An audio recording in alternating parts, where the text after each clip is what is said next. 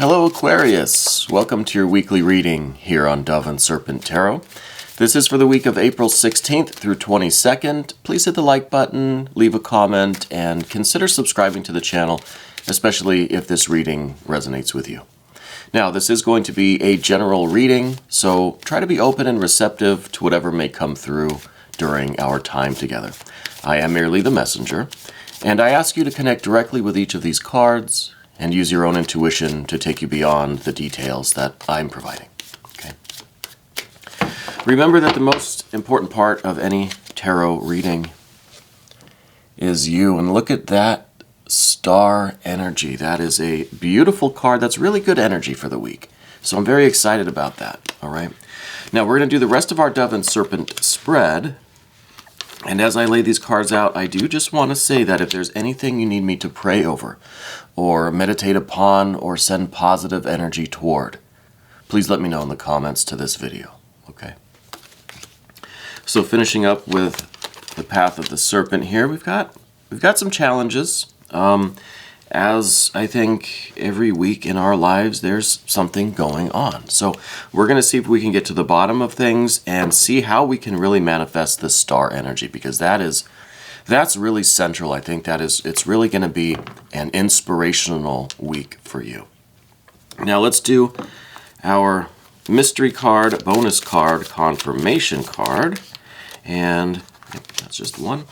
We're going to leave that right there. We're not going to look at it until the very end of the reading, so I do hope you'll stick around until the end, and we'll see how that card can tie everything together and, give us the confirmation that we're looking for at the end, okay?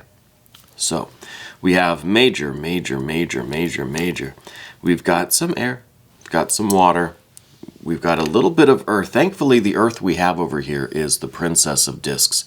Amazing earth energy. Like this makes up for the fact that there's only one earth card here. And we've got a little bit more air. Well, a lot more air. Excuse me. The first card, let's go to this star energy. Now, Aquarius, this card is your patron card. This card is representing everything that is Aquarian about you. Okay? This is you really owning your energy, owning your power, owning your vision, right? I feel like you're somebody who has discovered what they're, maybe not yet discovered, but you are discovering, right? It's an active, ongoing process of discovering which star in the company of stars in the heavens is yours, right? What destiny is yours? What path is yours? What purpose? What meaning? What thing? What ideal are you devoting your life to? Right? Who are you? How are you living out this commitment to your ideal? Okay. We have that star energy. And the stars, as we know, are usually something that is still far out there. It's still way, way, way in the distance. You know? And I think every day we work to get a little closer. We work to first understand which star is ours, right? What is our destination? Which one are we actually trying to get closer to? And then it's just about, once we've got the coordinates, right? We just work to get there, to close the gap, to bring that star a little bit closer to us. Okay? Or us to it. And I think that process, that discovery, the first discovery of what our star is, what our purpose is, what our will is, what our kind of self-made destiny is. That's a very inspirational achievement in and of itself. Just to know what it is that we feel is our purpose. Now, we could be wrong, right? We could get somewhat further down the road and realize, oh, I made a mistake, this isn't it. Which I think there is a little bit of that doubt in you. We have all of this air energy. I think you're having a little bit of difficulty accepting what you've realized is your star, your purpose. Or you're having doubts about the star, the purpose, the path that you've committed to. Okay? And we'll get into that quite a bit more in more detail as we move through these cards. But with the star energy, I feel like you have this power, this force, this confidence about you this week in regards to this sense of destiny, this sense of doing what you're supposed to be doing. And having that kind of energy is very inspirational, very nourishing. This figure is pouring that lustral water, that divine energy, just right down on top of it, right? It's a real refreshing, it's a real inspirational energy, activity, moment, an ongoing process, really, of daily being renewed by these lustral waters, right? This divine energy. And what you are then trying to do is also pour that out into your horizontal world, into your daily life, into actual concrete activities, into realistic, practical, pragmatic, manifested activities, projects, building something with it, doing the work, expressing it outwardly in the, like I said, the horizontal world. Because that divine blessing comes from the vertical. It comes from up above, let's say, metaphorically speaking. And that's only one half of the equation. The other half is to find the way to actually link that to our horizontal world. To link that through the prism of our personality into the rest of our lives, into our actual routine, mundane lives, right? And mundane is not a negative word. But I like to say that the horizontal world versus the vertical world. So we're trying to learn how to translate this, right? And I think that's the issue going on with you this week. I think there's some difficulty here. I think with all of this air energy, there's, what they say in The Last Samurai, there's too many minds, right? Too many minds. You're trying to take everything into account. You're trying to think of everything. We see these with, we have the 3, the 5, we have the 9 and the 10 of swords. You're trying to take everything into account. You're trying to analyze everything, pick everything apart, organize everything. You're too mindful sometimes, right? Sometimes it's this spontaneity. We have to sometimes let this energy flow through us without really getting caught up too much in the mental aspect where we have like a mental checkpoint, right? Where everything that is about to be expressed in our horizontal world has to go through the checkpoint first and be approved, get the stamp of approval from who? From the ego, right? The ego can sometimes be a more passive participant in these things, especially when we're talking about this divine Aquarian energy that is coming, let's say, from above, right? God, goddess, deity, higher self, higher mind, guardian angels, spirit guides, holy guardian angel, the absolute, the void, the nothingness, whatever you want to call it, universal mind, universal energy, the universe itself from spirit. When that's coming through, what place does the ego have to put up a checkpoint? What business does the ego have feeling the right to rubber stamp everything that's flowing through us? Okay, so this is almost a stream of consciousness kind of thing. But what we see crossing the path is this moon energy. Now this again is kind of like that.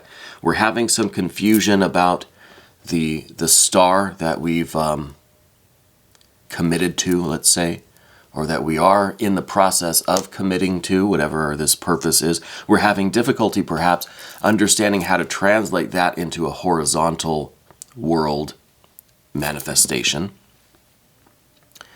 And that's the moon card. This is a little bit of confusion. It just, things don't seem quite real sometimes. Sometimes we don't know if we're in a waking dream We don't know if we're in a literal dream. We don't know if we're daydreaming. There's some unknown. There's some uncertainty. There's some things that we haven't figured out yet. There are maybe some doubts that we are having. And the interesting thing about this moon card is that it represents the sun trying to push its way into this kind of midnight nightmare landscape, this darkness, right? There's the sun down there at the bottom, and it is the beetle, the scarab beetle of rebirth, renewal, transformation that is pushing that sun, pushing our spiritual consciousness, our enlightened consciousness, not the ego. The ego's coming along for the ride, sure.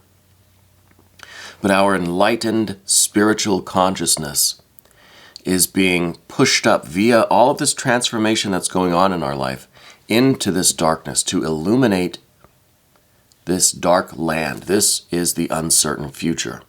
But you're right there on the verge of it. And all of this inner transformation is taking place. And you are being, let's say, rolled up from beneath to illumine this dark landscape. Okay? And the clarity of your thought is required. The light of your spiritual self, your soul, is necessary to discern accurately what is in this horizontal world, how to translate this spiritual energy, etc. All of that stuff.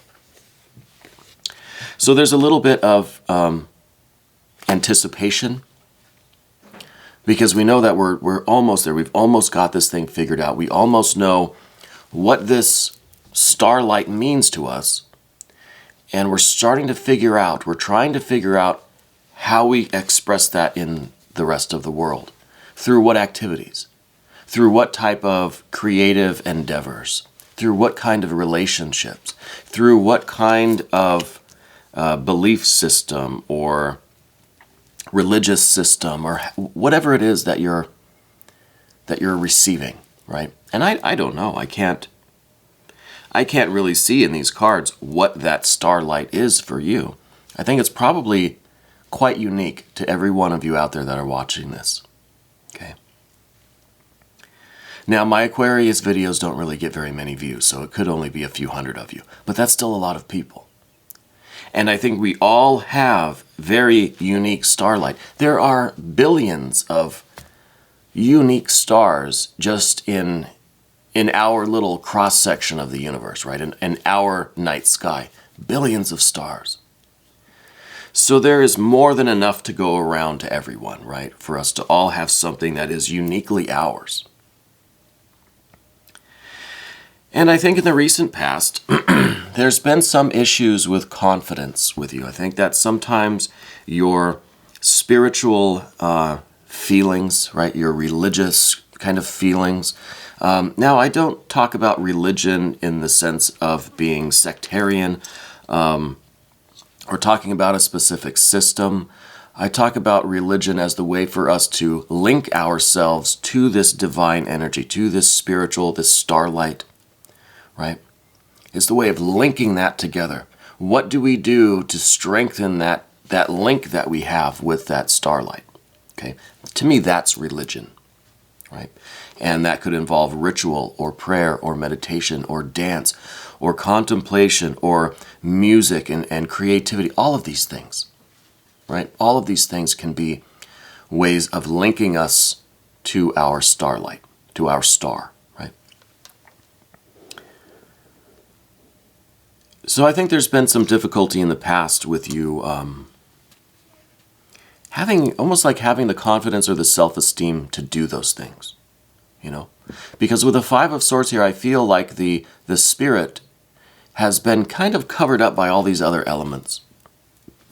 The routine of the horizontal world, the four kind of philosophic elements, you know, our daily life, our physical needs, our relationships, our feelings about things, right? I mean, just all of these kind of necessities of our human existence have, I think, just been piled on top of this spiritual impulse in you.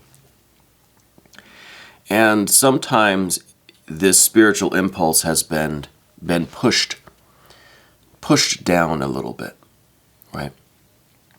It's almost like you've sacrificed a little bit of that spiritual energy in yourself in order to take care of these other responsibilities, you know. And I think most of us do that at some point or another, right? I think this, and I think that this kind of manifested as a little bit of a lack of confidence or a lack of self-esteem in following your spiritual impulses, okay? But with the Five of Swords, it's very easy to turn this around and put Spirit back on top, right? Put Spirit back in the driver's seat. Give Spirit the wheel, right? I think we can do this. I think, indeed, you have been doing this. I think that this is you've already kind of turned this around. And otherwise, I don't think we would be in this star-moon configuration presently. Okay? So I think this was something from the past. I think this is something that you've overcome, honestly, or that it's in the process of being dealt with as we are in the middle of this process of linking ourselves to our starlight, to our star. Okay? But this was kind of the beginning of all of this air energy. And now I don't want you to think that once we've conquered this self-doubt or this confidence issue, this self-esteem issue, that it's gone for good, right? We've vanquished the enemy and this is no longer a concern. Once we have that attitude, that's when the enemy can sneak back into our lives. And I do feel like that's sort of what's happening with a lot of this other air energy that we have, okay? I want to go, well, where should we go? Let's go to the top here, the Hanged Man energy. This is really, I think, your goal. This is your aspiration, really. With these kind of spiritual impulses, this religious feeling, this purpose, this destiny, this star that you're trying to connect with and get closer to. I feel like you really have the desire to surrender to that, right? To let yourself go, to fully immerse yourself in this, well, in these lustral waters, right? You want to really just take a high dive right into this star energy. And you want that to be your life. You want to be fully immersed in this new spiritual way of channeling that starlight out into the world, right? You want to be not consumed by it, but you want to become one with it. You know, a drop of water goes into the ocean, it becomes the ocean, right? And with the Hanged Man, I feel like you're that drop of water. You want to dive into this starlight and become starlight, right? And I think that's the intensity of your commitment and of your devotion here. And with the Hanged Man is also the idea of sacrifice and having to maybe give up some things that are not so conducive to this new life that you're building, right? So I think with the Hanged Man being in that position, I think you're ready to give up the nonsense in your life and commit yourself to this starlight, to this Aquarian energy, to this divine energy that's coming in. Okay, I feel like it's a very important week for you because I feel like you're really making some major changes in your life. It's like you really are committing yourself, right? To your star, to your purpose, to this confidence that you have now, that you can live your life, build the life that you are meant to have, right? Down beneath everything, we see this Four of Cups. This is what's underneath it all. This is a little bit of your desire, your kind of unconscious ego impulse for comfort, for safety, security, for emotional well-being, for a warm, fuzzy blanket, right? But we know that in this work, there's not always going to be a warm, fuzzy blanket waiting for us, right? Sometimes it's going to be harsh. Sometimes it's going to be confusing and unknown and uncertain and maybe a little bit scary.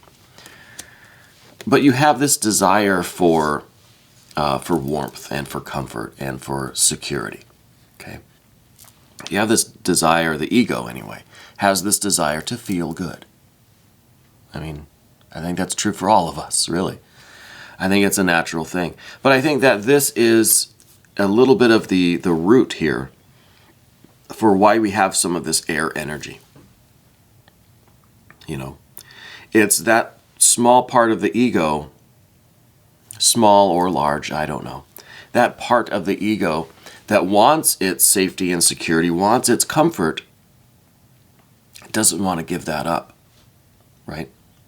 And that's in opposition to this hanged man. The hanged man is ready to give up the comfort, the kind of, nonsense indulgences that are preventing progress in your life, whatever it may be.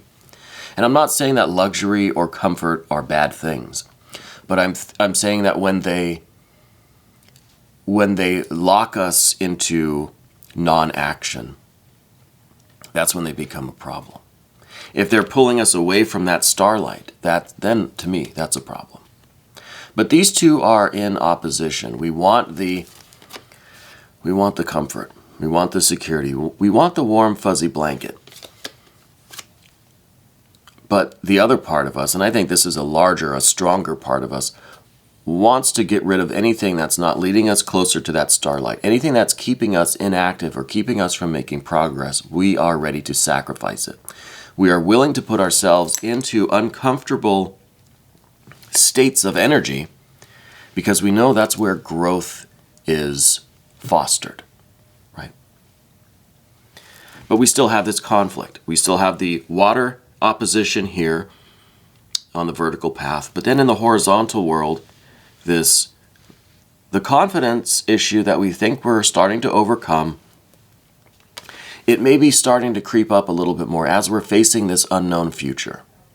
We get a little bit of that self-doubt again, right? A little bit of that worry, that concern. We're starting to overthink. Our confidence is taking a bit of a hit. And we're also faced with this 10 of Swords. I think that these two, the 5 here and the 10 that is on the other side, on the horizontal axis of the path of the dove, this is a warning about a potential future. Right? This is saying, look, if we continue with this 5 of Swords energy and it just kind of increases, right, exponentially even, we're going to be faced with a situation that really is going to be difficult to get out of. We're going to be like lost in this just mental wilderness, right? This is a lot of confusion. This is a lot of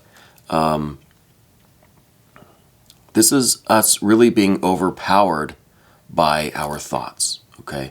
By these illusions, these doubts, these questions, this over-analysis that's not even rational anymore. It's not even making sense. It's just such a jumble of data. And that's kind of a trick of the ego. Let's just overwhelm the system with data so that it can't function, it can't progress, okay? And that's the 10 of Swords.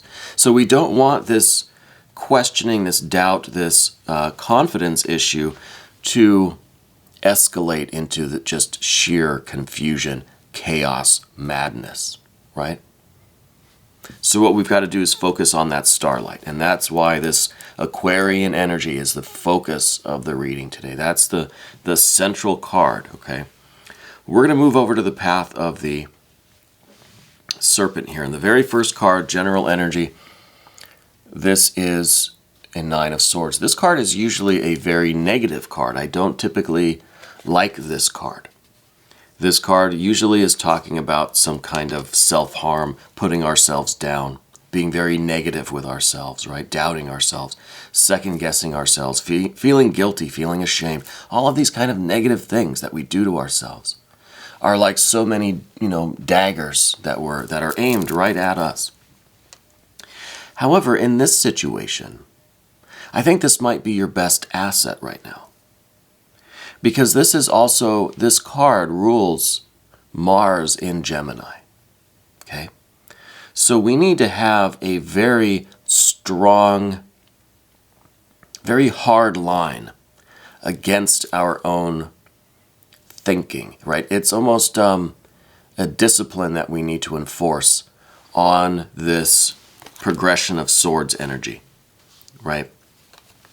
We don't want it to get to the 10, so if we dial it back to a 9, then the 9 is like the guard at the gate, that's just not letting anything pass. And it's doing its duty very well because our minds are capable of this kind of discipline, but we need something to inspire it. We need the orders to be handed down to this part of ourselves that can basically fight against all of this negative intellectual energy, all of this negative thought energy. And I feel like this is a lot of discipline that's needed. Okay? And not discipline of the body, but discipline of the mind, right? Learning how to observe and be aware of these negative thoughts as they're coming in, and then to be able to do something about them, right? Either stop them in their tracks or let them go, replace them with positive affirmations, learn to put spirit back on top, learn how to flip this card around. Positive affirmations, replace the negative with its opposite. And this is the discipline that's needed in order to do that. So I think this card it's a necessary evil right now. This real strict kind of control over our thinking. Right? It's a very dangerous tool, but it's a useful tool to have at our disposal at a time like this, where we're trying to get some clarity, we're trying to follow this spiritual impulse. But we're getting interference by a lot of this air energy. The very next card is this lovely Princess of Discs. And this is in your environment. This is your relationship to the environment. You know that you are just about to be reborn. Like we said, the beetle of transformation is rolling your spiritual self up into this unknown future to illumine that unknown future. It's not going to be unknown for much longer. And this is kind of the physical process of it. You are just about ready to begin this new phase of your life. You're almost ready to be born again, really. Born anew. And it is rather like being a child again. Like returning to that state of awareness where we don't have the experience. We don't have enough experience to know anything about anything. It's a pure consciousness that we then can, of course, we can direct that in a certain way, unlike an infant, right, who needs caregivers to sustain it and to give it direction. But this is a return to that state where anything is possible, where we can grow into anything that we choose. We need the direction still. That direction is coming from that star, right? But the Princess of unlimited possibilities. You can reinvent yourself into anything. Whatever this starlight is for you. And there are billions of stars. There's probably only a few hundred of you out there. So we can really become anything. Right? And it's not up to the ego to choose, because the ego is going to choose whatever is going to be most comfortable. Right? Whatever is going to be the warmest, fuzziest spot to be and to relax. Which is, hey, that's okay. But if we're following that starlight, that's going to give us the direction on how we are molding ourselves, how we are building ourselves, creating ourselves. Okay? So the Princess of Discs is a very, very wonderful card. Now, once that kind of rebirth process is taking place, we get to this Chariot card.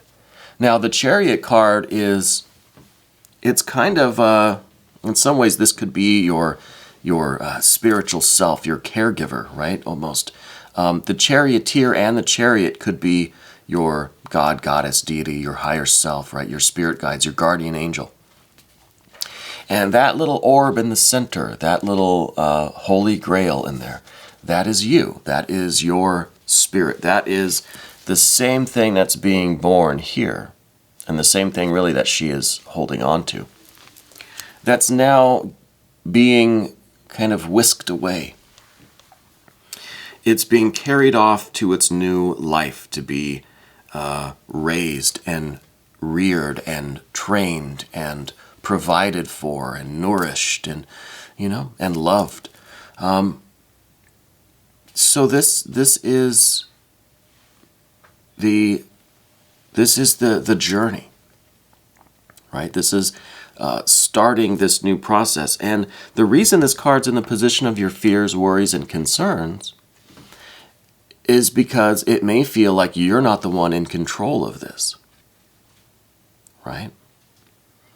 If you are the precious babe in the middle here, you're not the one driving the chariot. You're not the chariot, you're not the charioteer, right? You are the consciousness within that, the spirit that is within that. So in some ways we have to trust that the rest of ourselves, our environment, the people around us, and everything, the starlight, our spirit, guardian angels and stuff, there has to be a little bit of trust in all of that energy around us. Okay? Now, if this central orb is the consciousness, the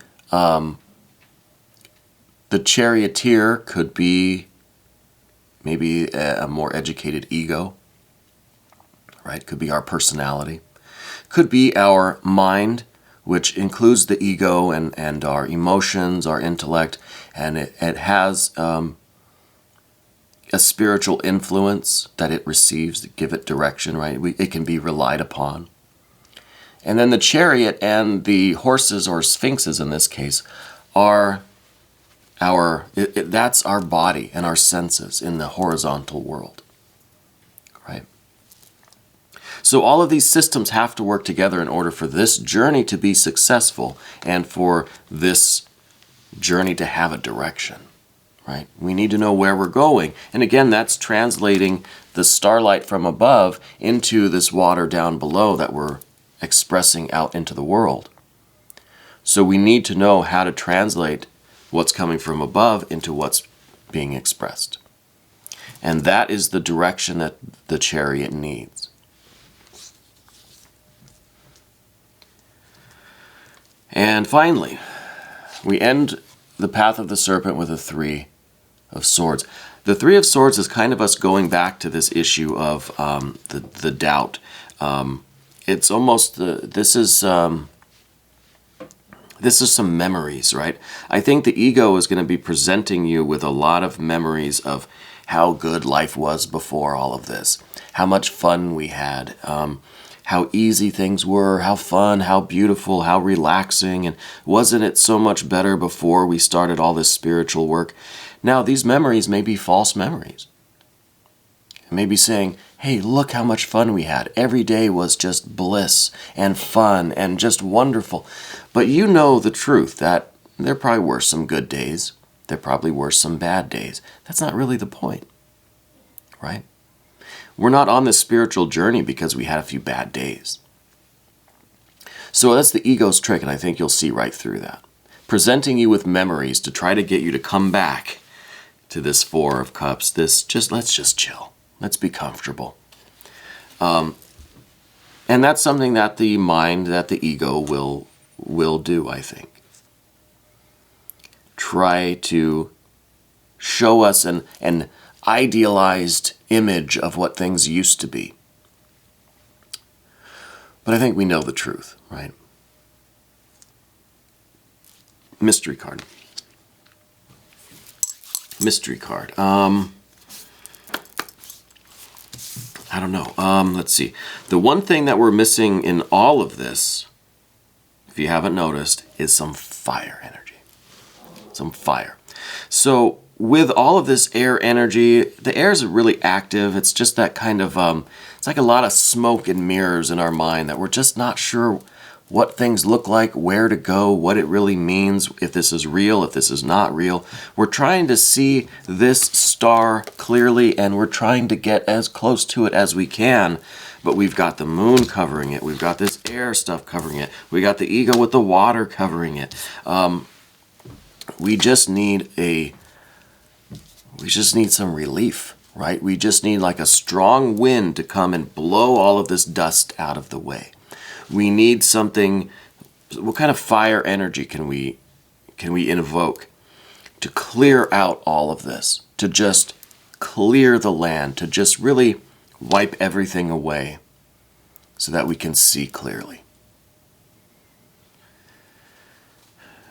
I mean, the death card, maybe. The devil card, maybe. The death card would make sense because we already kind of talked about the rebirth, being transformed, being rolled into the new life, the sunrise just about to happen. That we talked about that, but we need the fiery, explosive aspect of that. You know what? Tower card. Tower card. I think that I'm feeling tower. Let's find out. There's the tower. This is that just force, that impulse, that kind of spiritual explosion that we need to just get through all of this. This is the momentum. This is like the rocket ship. The countdown has begun. When we hit 0, all of these boosters are going to fire or whatever, and we're going to take off. We're going to that star, right? And this is that rocket that can cut right through the atmosphere. Clouds, dust, confusion, chaos. That's nothing. That's nothing. This is that rocket ship, and that's, I think, exactly what we need. Now, this, as the rocket ship takes off, right, it creates a lot of smoke and dust and chaos and all that stuff, right? I'm sure we've all seen, rockets launching from NASA, SpaceX, whatever. So we know that this process, this liftoff, going out to this star, traveling to this star, kicks up a lot of this dust, right? That's why a lot of these things are becoming issues now. That's why a lot of this energy is coming to our awareness now. We're kicking up a lot of dust when we fire these rockets, okay? But with that tower energy, that rocket is going to continue and leave all of this stuff behind, okay? And now we're going to leave all of this behind and do an extended reading. If you want to stick around, please click on the link that's right up here. You can have access to all of the extended readings. Okay. This was your weekly reading, Aquarius, for April 16th through 22nd on Dove and Serpent Tarot.